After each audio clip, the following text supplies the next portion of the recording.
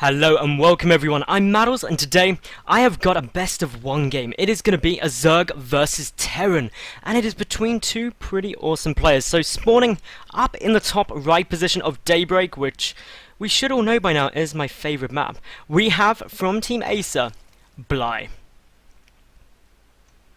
And his opponent spawning in the bottom left, the blue Terran player, it's Apocalypse.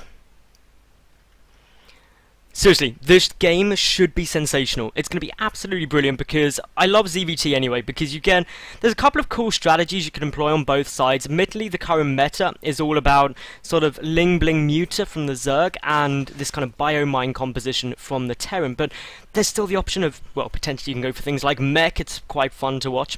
You can also go for lots of early aggression, drop heavy play, makes it all really exciting. And I see that once again, Empire Cass is online, which means I forgot to set myself to busy.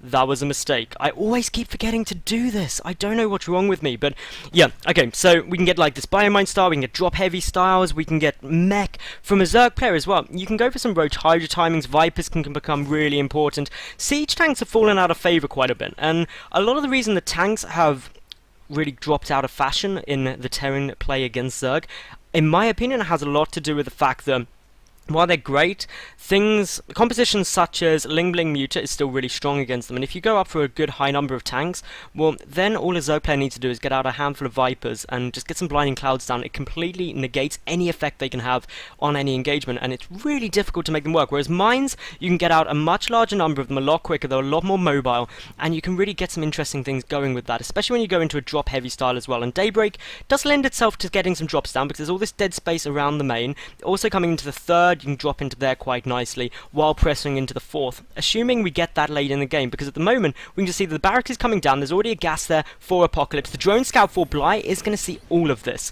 so going to come in, going to be like, okay, so you've got a gas, it's probably going to be a Reaper opening of some variety, and the Reaper should get started up now. There we go, so Reaper on its way. Reaper openings are really nice. Daybreak is quite a nice map for Reapers because you can jump off this cliff area, you can harass around, jump down here as well, and that's the big thing about Reapers, and when you're looking at maps to work out whether they're going to be good for it, is look for different areas to jump in and out. Maps like Star Station are fantastic for Reapers because they've got so much cliff area, you can never really get them trapped, and that's the really important thing, that you want to be able to harass with them for a long time. And Apollo actually came out with the awesome stat this morning on WCS, and this isn't going to be this morning when you watch this because this isn't going to be released for about a week, but on the first finals day of WCS EU, Apollo said that Happy on average kills 0.6 drones with his Reaper openings. So you're not expecting to kill lots of drones. What you're really trying to do is force quite a few Zerglings, take up some of the Zerg players' micro, waste some mining time, as opposed to getting those definite kills. So as long as you're achieving that,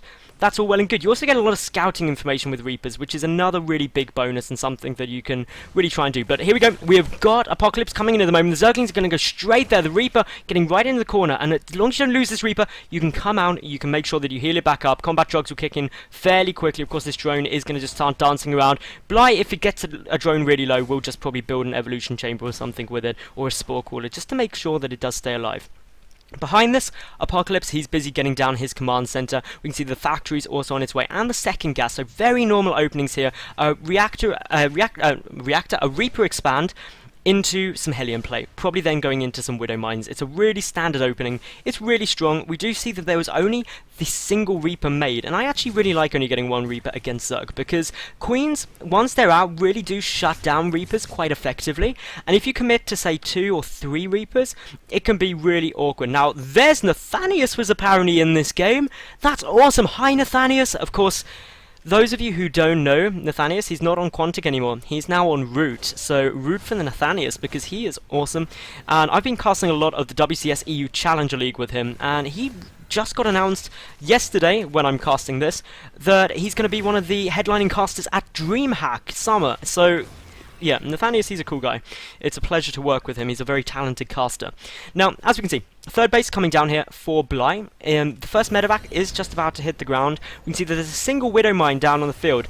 This Widow Mine probably going to just come and burrow up here, most likely. Can also go over a bit further out, but yeah, it's going to go a bit further, actually. I like burrowing Widow Mines a bit closer, because the advantage of that is if you get a small little move and you can really bait Zerglings back into that position. But this Widow Mine, going to just come a little further out, going to go around the back, going to try and get in here. The drop drop play is quite likely, in my opinion, because you can go in with Widowmine drops quite happily, you can go in with a lot of Marine drops quite happily as well, but the one thing that's really interesting out of Apocalypse's play is he skipped the Hellion phase completely. Is getting a single Viking out ready to come and push back Overlords that are around the map. A couple of Zerglings are on their way, and a Widowmine will trigger on one, but only one. That means these SCVs are going to be forced back a little way. But just a little bit of lost mining time, not too much to worry about. This Widowmine placed very happily. Widowmines don't trigger on lava. Cool little fact there. So, yeah. Now this means just this base can't really mine too effectively until an Overseer gets over there. And there isn't one more thing. Bly, he's going up for his Baneling Nest. He doesn't have any evolution chambers yet, which is slightly unusual. It's not completely uncommon, but it's something that usually you see a lot of Zerg players at the moment going for that double evolution chamber, and if they don't, it just means that they're delaying the upgrades in order to tech really quickly, which is where we're seeing that layer. Zergling speed is of course already done. This Viking starting to push back the Overlord. If we take a look here, a third command center coming out really early on here from Apocalypse, and if we take a look at Bly's vision, he has not seen that yet, so he's unaware of precisely what we're going to be getting out here. Meanwhile, a drop is just about to come into the main base, and as we see, we have got 3 Widow Mines being dropped here. This is going to stop a lot of mining, and since there's no lair, no Overseers can morph in. A couple of Spore Crawlers are getting thrown down. That's a really important thing, but these Widow Mines already doing a very small amount of damage. Apocalypse has killed 4 workers this game so far. His Widow Mine of the third is still up and running. The Viking, just going to keep a quick little look around. The Medevac could try and boost back in to save these Widow Mines, but with the 2 Queens and the Zerglings there, it'd be unlikely that they'd be able to get away. So all Bly's got to do is keep in his head a good little timing to make sure that these Widow Mines do die before they get back off. One will be able to escape in the Medevac. Meanwhile, this one down to the third base does get taken out, but in grand total, 4 workers killed, resources lost.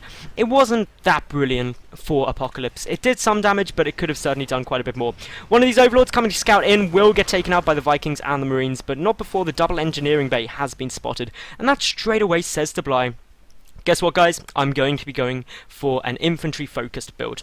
The third command center is still here. Bly has yet to see it, though, so he actually doesn't know about that third orbital command, and that's a really big, important factor, because it just looked like a 2-base play at the moment. He's come into the main and not seen anything down here, but he hasn't scouted over here, which is another key area that you could be trying to chuck down a command center in your base before floating it to the third. But, as we can see, this Overlord is going to be generating creep, just making sure that it can't land too quickly, and that will force Apocalypse to pull back the Marines to come and take that out. So any Zerg players watching, this is a cool little trick you can do in order just to make sure that, yeah, you delay that base for as long as possible. The Zergling running around. We've got the +1 melee attack coming down, as well as Baning speed nearly finished. No +1 carapace started yet, though, for Bly. He does have enough money for it, so a bit surprising that he hasn't begun that yet. Just favouring getting a couple more Banelings out, knowing that this push is on its way across. The creep spread is going to be forced back a little way, but a scan may be triggered, may not. There we go. So I was expecting a scan there just to force it all the way back. Some Banelings trying to get in there, but will not be able to get any good connections. Therefore, the Marines and Hellions can start moving a little further forward.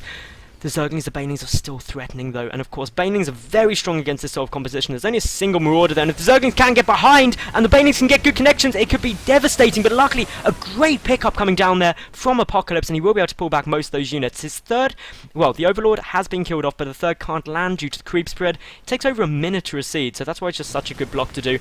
A couple of Marines dropping out at this watchtower. The Zerglings trying to come through, but the Banelings were there. Great pickup once more by Apocalypse, really making sure that he doesn't let any Banelings connect with his Marines, which would be quite catastrophic for him.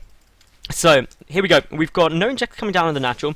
The Queen's just kind of running around all a bit. So, this is characteristic usually of when someone's doing the cycling through the hatches inject method, as opposed to individually clicking on the mini-map or something like that, just purely because when Zerg players do that, it's very easy to send all of your Queens up to one base if you misclick. So here we go, a little bit of inject misclicking there, but this orbital command at the third, going to take a small amount of damage, but won't be forced to lift because all of Apocalypse's army is still here, ready to deal with it. But going to try and just poke in and out. If you can force a lift to this third, it's always good.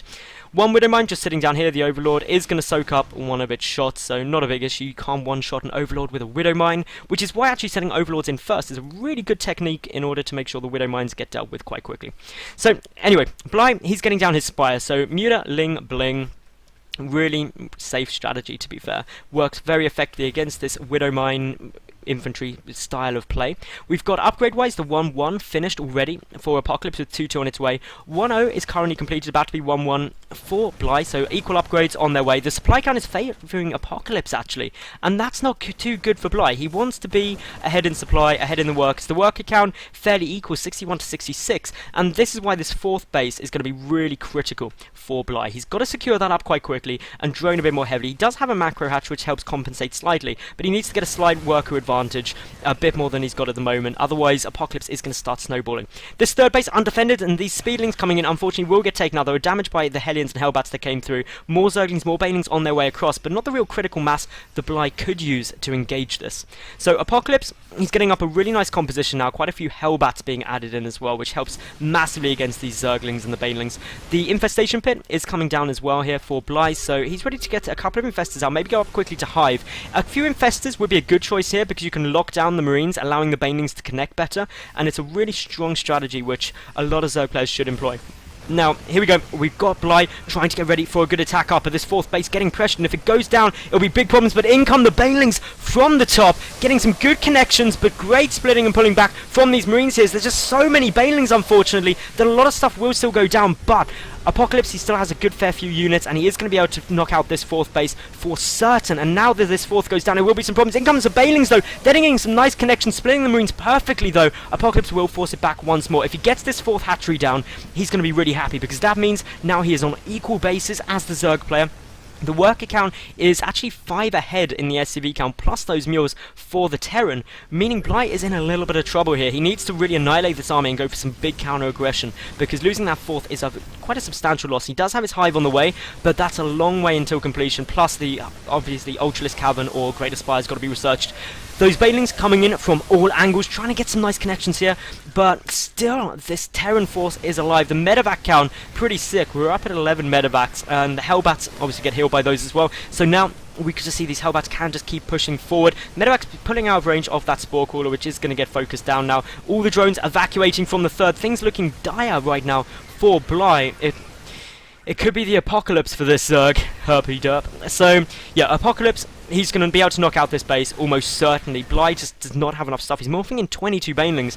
But so far, Apocalypse has just shown that he's got a really nice hold on being able to split his Marines out and avoid that damage as much as possible. Losing the third base, Bly is in serious problems. He doesn't have a huge bank. In come the Banelings, though, getting some nice connections on those Marines, and actually taking out the majority of the Terran force now. That will shut Apocalypse down for the moment. There are a few reinforcements sneaking in. 20 more Zerglings on their way down, though, will help. There's just so many medevacs healing this up that you need the Banelings for the connections. 6 more Banelings are morphing, but they have been spotted and therefore will take a lot of fire. Are going to get taken out here. Apocalypse, he is just going for the jugular at the moment. He's pushing straight forward into this natural base. Some transfuses coming down on the Queens. A few Zerglings are popping out. A couple of Banelings are there as well. More transfuses trying to hit. More reinforcements streaming across. We've also got a 4th command center floating down there for Apocalypse, ready to take his 4th base to the only 2 of Bly now. Even if this push fails, Apocalypse, he's way ahead. He's over double the supply.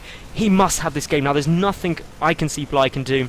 He does have his Hive, but he's got no Hive tech down, and there's the GG, and Apocalypse was able to take that game. So, if you enjoyed that match and this cast, make sure you like the video, leave a cool comment, and of course subscribe. I get new games up daily, and yeah, I'm casting WCS EU Challenge League at the moment, so tune into that, and also on the 1st of June, I'll be casting at the Dutch StarCraft League Finals in the Netherlands, so make sure you tune into that too. For now though, goodbye.